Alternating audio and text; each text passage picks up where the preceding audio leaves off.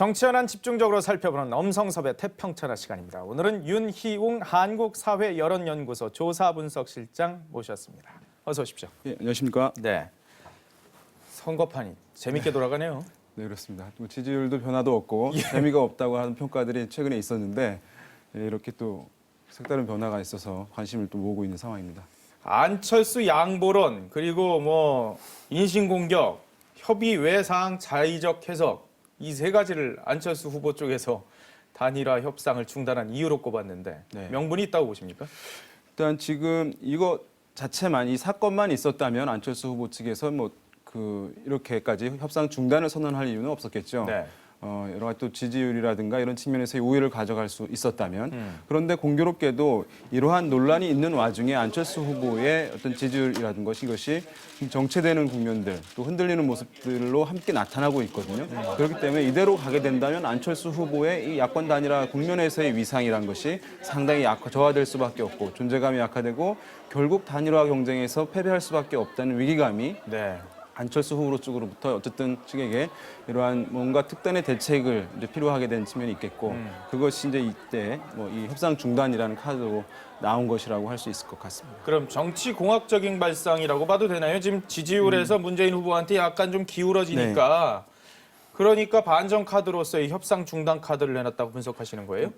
어떤 이 대권 경쟁 차원에서 사실 전략적이지 않은 이제 움직임이 없을 테니까 사실 그러한 의도들이 일정 부분 있을 텐데 안철수 후보 측에서 더욱더 중요한 요인으로 보는 것이 바로 안철수 후보 양보론을 광범위하게 좀 퍼지고 있다 이 측면이거든요. 그래서 특히 이제 호남 같은 경우에 결국엔 안철수 후보가 양보할 것이기 때문에 문재인 후보를 지지해달라라는 것이 어쨌든 호남 출신 지역 의원들로부터 광범위하게 퍼졌다 이제 이런 인식을 갖고 있는 것 같은데 네.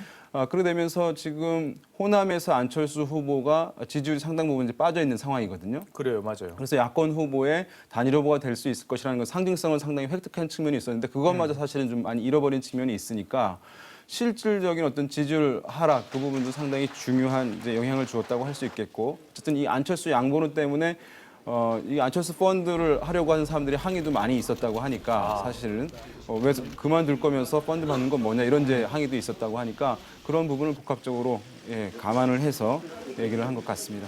문재인 후보가 혹여라도 네, 안철수 후보 측에 불편하게 한 게 있으면 네, 제가 대신해서 사과드리고 싶다. 네. 사과로 봐야 되나요? 아닌가요? 같기도 한데요. 지금 아까 이제 강상우 기자도 얘기를 했지만은 사과라는 것이 이제 어떤 사실에 대해서 잘못에 대해서 인정하고 그것에 대해서 이제 잘못했다고 하는 것이 사실은 진정성이 느껴지는 것이거든요. 네. 안철수 후보 측에서는 단순히 사과한다는 말만 나왔기 때문에 그것을 이제 진정성에 있어서 의문을 갖고 있는 것이라고 할 수 있겠고 그래서 그 안철수 양보론을 유포한 자에 대해서 누구인지 명시하고 네. 그것을 그 사람이 책임 있는 자리에서 물러나게 하도록 해야 한다. 그리고 어쨌든 호남동 일정 지역에 이것이 퍼뜨렸다는 사실을 공식적으로 좀 인정해달라. 그러면서 이제 민주당의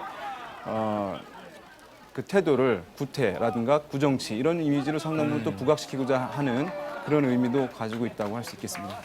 자, 근데 문재인 후보가 전화도 직접 안철수 후보한테 2번 했다 그래요. 네네. 2번 하고 사과 비스무리한 발언도 하고. 네.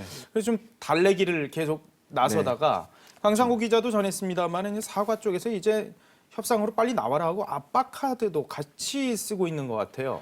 이게 이제 어떻게 흘러가냐 이제 앞으로 굉장히 중요한 부분인데 만약에 안철수 후보 측에서 협상 중단을 선언한 것이 아까 말씀드린 이제 그런 민주당의 잘못들, 그래서 민주당이 여전히 변하지 않았구나, 민주당에 대한 이제 잘못이 많다는 것으로 대중들에게 비춰지고 전달이 된다면 안철수 후보로서 이제 의도했던 어떤 효과를 얻을 수 있을 텐데 만약에 이것이 단일화 협상 국면에서 상황이 불리해지다 보니까 여러 가지 불만을 제기하는 모습 양태로 또는 일종의 투정을 부리는 것으로 대중들에게 전달이 되면 오히려 안철수 후보 측은 의도했던 효과를 얻지 못하는 것이거든요.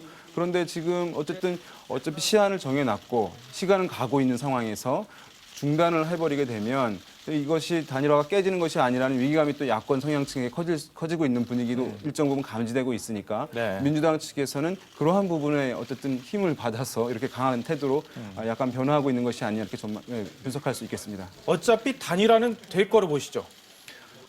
된다고 봐야겠죠. 그렇죠. 왜냐하면 지금 뭐 잠정이란 표현을 썼고 예. 또 가치적인 조치를 한다면 재개를 하겠다는 표현을 사용했기 때문에 완전히 어떤 테이블에서 철수한 것은 아니라고 할 수 있겠죠. 안철수 후보도 오전 내내 일정 다 비워놓고 TV 토론 연습하고 있었대요. 그러니까 예. 네. 그런데 새누리당에서 그래서 결국 이런 얘기를 했어요. 협상 중단, 네. 갈등, 후보 간 극적 만남, 극적 합의. 네. 결국 이런 쇼를 위한 각본 아니냐. 네.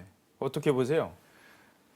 뭐 이제 그렇게 주장할 수는 있겠죠. 왜냐하면 뭐 지금 그런데 이 두 명의 후보 중에서 지금 한 명은 사실은 이런 국면에서 심대한 타격을 받는 것이거든요. 경쟁에서 밀릴 수밖에 없는 상황이기 때문에 누구 한 명이 그러한 희생을 감수하면서까지 이것을 그런 합의된 사항의 각본으로 네. 움직이고 있다고 얘기하기에는 사실 그 패배 가능성이 높아지는 후보에게 가혹한 것이라고 할 수 있겠고 그것이 잘 짜여진 각본에 의해서 어쨌든 뭐 일정 정도 노력은 할 수 있겠지만 그렇게 된다면 이미 사실은 대중들은 그것에 대해서 따라가기만 하는 사람들로 평가하는 것이거든요.